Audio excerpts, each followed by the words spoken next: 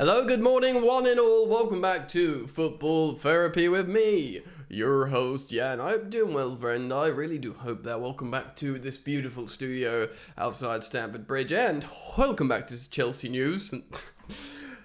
Indeed, the daily series where I reflect on the headlines and tell you what's being said about Chelsea Football Club. I give you my opinion once aggregated, but more importantly, I ask for yours. I've been uploading like an absolute monster recently, 2 videos a day, and who knows, that might go up to 3 videos a day because the transfer window has slammed open.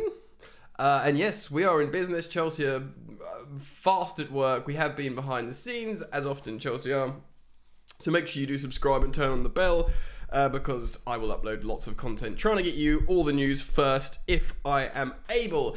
But in between watching my videos, that's right, you should check out my sponsor for free, OneFootball, with their beautiful graphic down below. Oh, look at that, lovely. Yeah, OneFootball is free on any device you use, your mobile, your iPad? I was about to call tablets, that's what they used to call them. Do people even still use them anymore? I think since phones just got better and better and more clear and bigger, the tablet's like dying away. Anyway, OneFootball is totally free and you can get notifications of whatever team you want and it gives you transfer news, game stats, lineups, whatever, score lines, everything.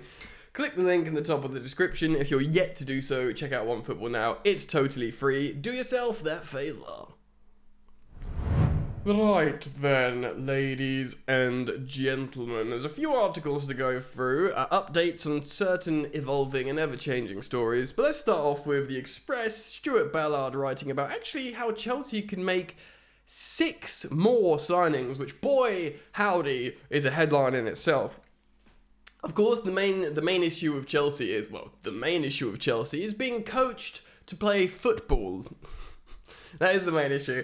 But also shave down what is a well-bloated squad. Those two are the sort of probably equally at the top. Be coached, good players being coached into an idea, and all the rest of the deadwood going. But under that, Chelsea do need to make 1 or 2 additions, but to suggest 6 more signings, I thought was a provocative headline. It's a short article, and I'm going to see what is being said. So let's jump into it together. Chelsea's big spending over the last 12 months could be set to continue this summer. Ooh la la la la la la la la la.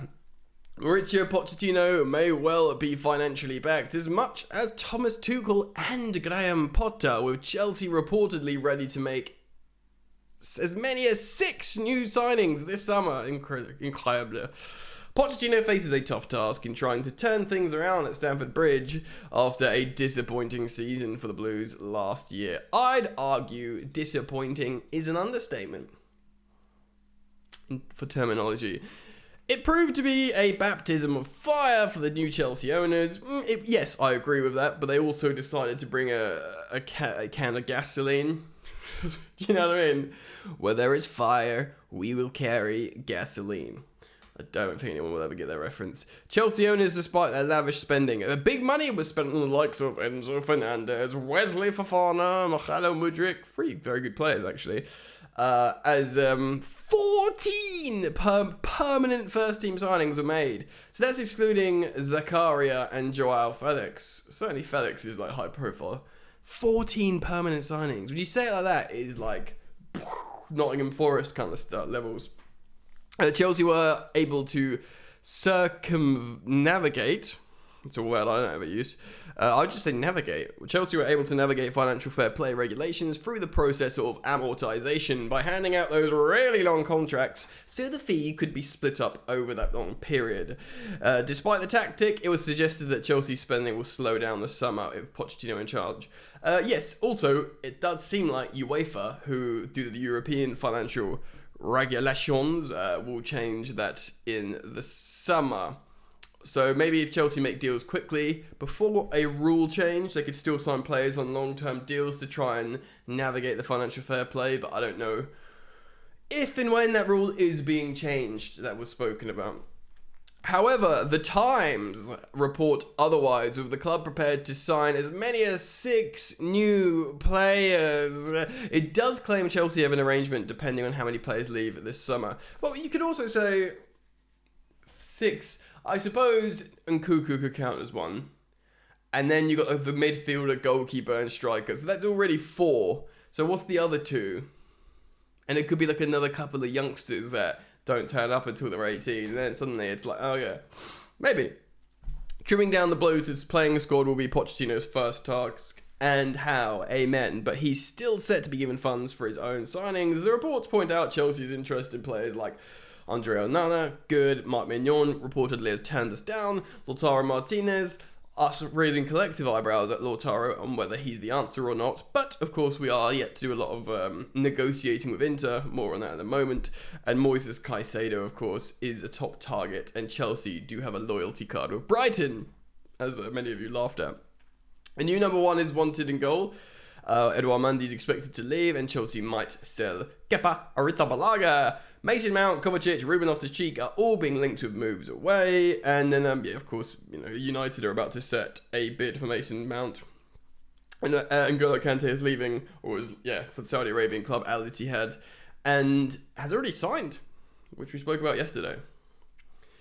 So, many a new signing. Of course, it's an easy way of getting those free dopamine hits inside your brain. The way FIFA stimulate the youth of tomorrow with the Ultimate Team stuff. This is kind of like the real life version of that.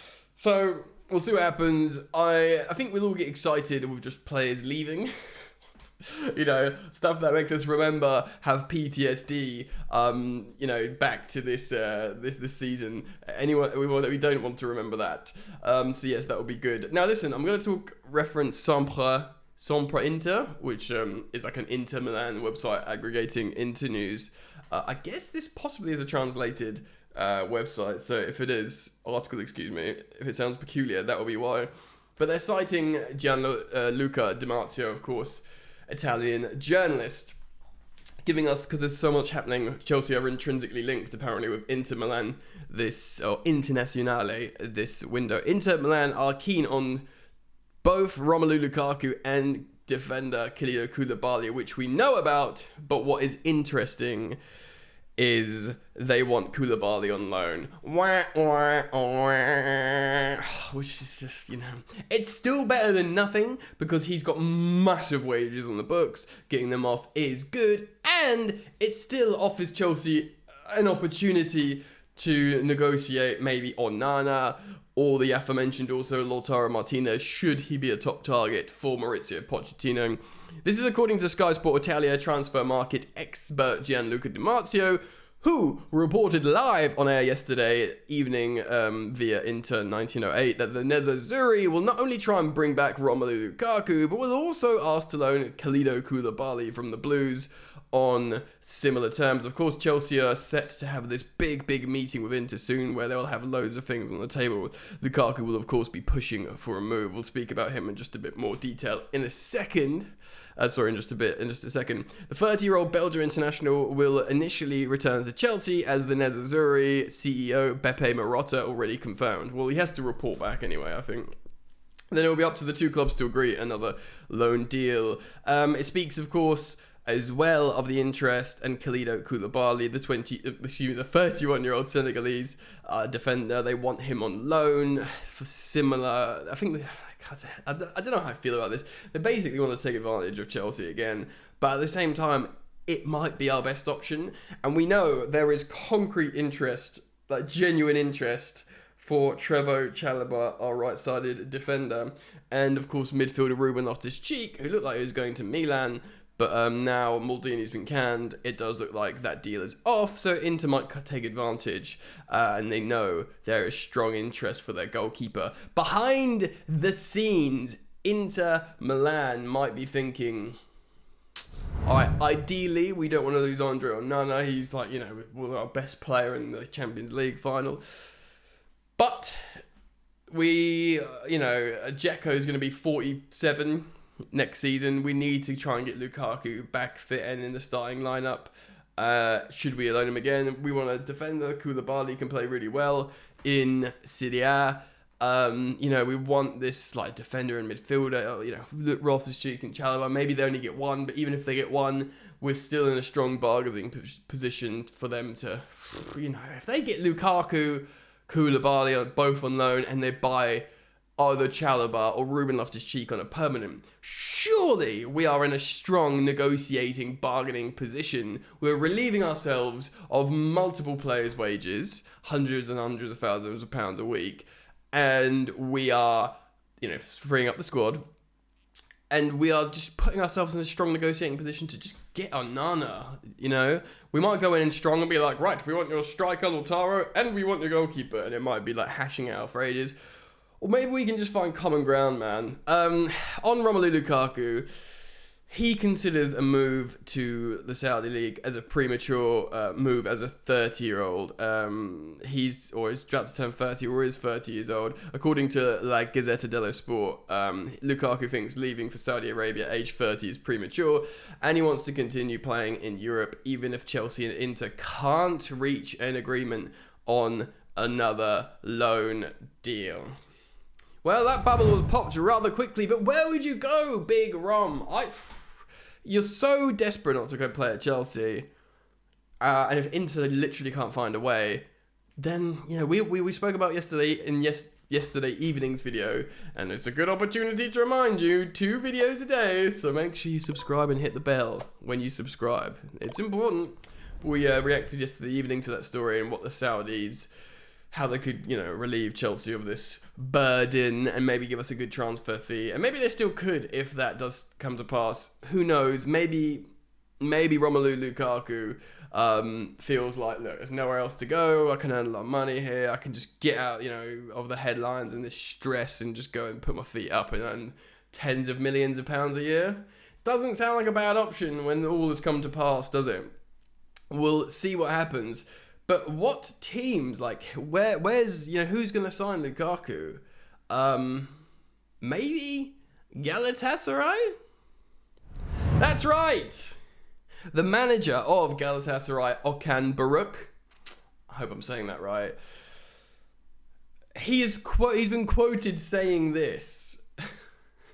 This is I'm afraid I don't have the context of this.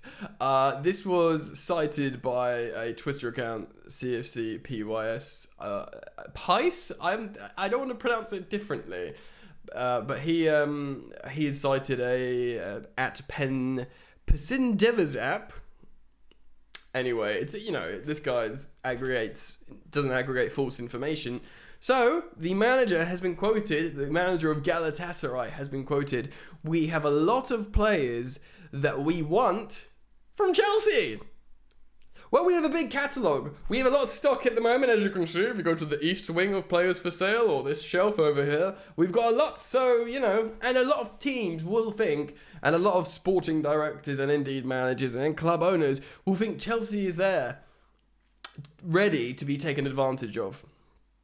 And to a degree, yeah, I would agree, yeah, we are to a degree. We're over a barrel. This is what else we need, There is a relative vibe of fire sale, despite how, big-chested, puff-chested we walk out saying we won't be taken for a ride. Ultimately, we're there to be taken for a ride. Galatasaray, a lot of big, stars went to the Turkish league over the last couple of decades, not least people like Drogba. And maybe, if Drogba really is the idol of Romelu Lukaku, it's your chance to also play for Galatasaray like he did after playing, in a top 5 league. Really interesting. Aubameyang, let's be real. Aubameyang wants to go to Barca, but he's also got Saudi offers, and I believe Galatasaray. Aubameyang to Galatasaray is the most obvious thing I've ever heard. But maybe Romelu Lukaku. I don't know what their budget's like for wages, but it is the Turkish league is really good football culture, by the way. I don't want to denigrate it here or put it down. In terms of the derbies, the atmosphere, the football culture, potent, second to none. And he loves feeling loved, Romelu Lukaku, by fans. The Inter fans, when they sung his name, he was in his element. So if he goes out there, bangs a few goals, gets the fans on side, he might be like, this was the correct choice. Who knows? But if they want a bunch of players, I'm thinking Ziyech, Pulisic's still a bit young. I think Pulisic really does want to go to a Serie A club. But, the Galatasaray manager is actively saying we want Chelsea players. So that's good. It's good that someone's publicly saying they want our players. It's tricky. All right then.